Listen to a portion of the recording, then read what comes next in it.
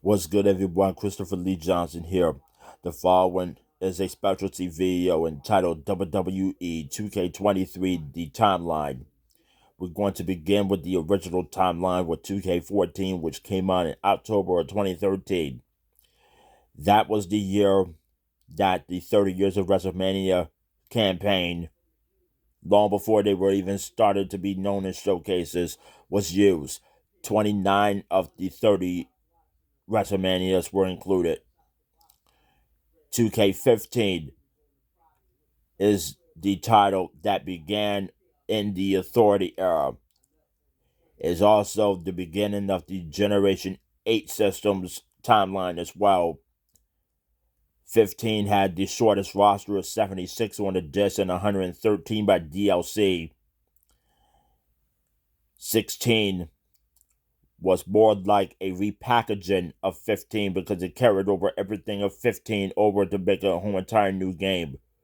But it was taking place during Act 2 of the Authority era, as Seth Rollins had won the WWE World Heavyweight Championship from Roman Reigns and Brock Lesnar in a triple threat match after cashing in the Money in the Bank briefcase.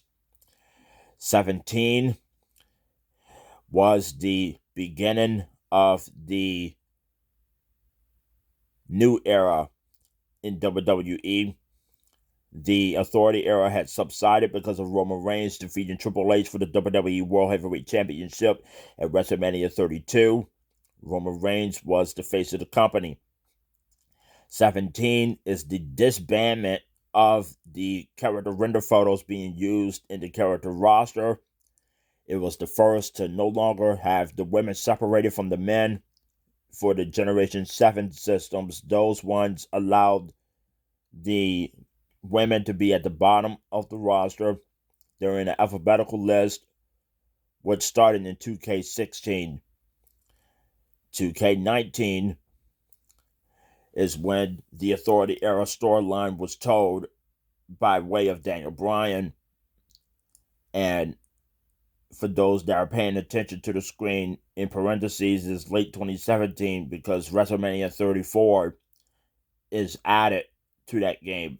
And for those that were watching TV at that time, 34 had passed, and we were surprised that they even include 34 in the title.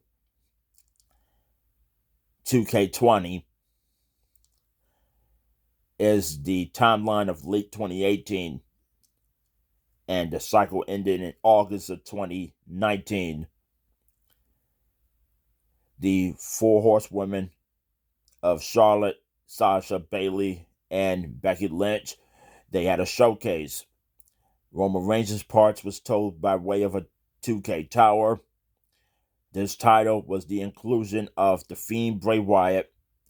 It also was the robust roster of 276 characters because it's the only title in the history up until the upcoming title to have the vast amount of alternative gimmicks and alternative characters dated by different dates in the title as well.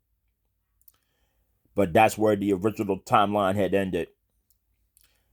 2K22 is the beginning of the soft reboot timeline, which is no longer being released in October, but now released in March, close to WrestleMania season.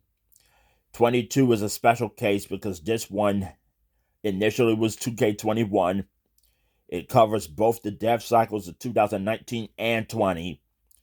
In between the development, 2K Battlegrounds, which was an arcade title similar to SmackDown versus Raw or SmackDown Here Comes the Pain, even with some nods to WCW versus NWO Revenge by way of its controls, was used in between making of 2K22. It was supposed to be released as 21, but they decided to take the extra year off.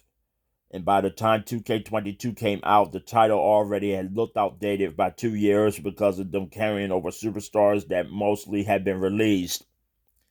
They took the heat for it, but it came out to be a commercial success. And now 2K23, that is on way to be released on March 14th and 17th of this year, The glaring issue is that it focuses on the dev cycle of 2021. That is the time that NXT 2.0 got launched. It's also the time that NXT UK was already ongoing as well. But due to us now knowing what the internal base roster was perceived, it made my point corrected that it is in the Euro 2021 and NXT UK is nowhere in sight.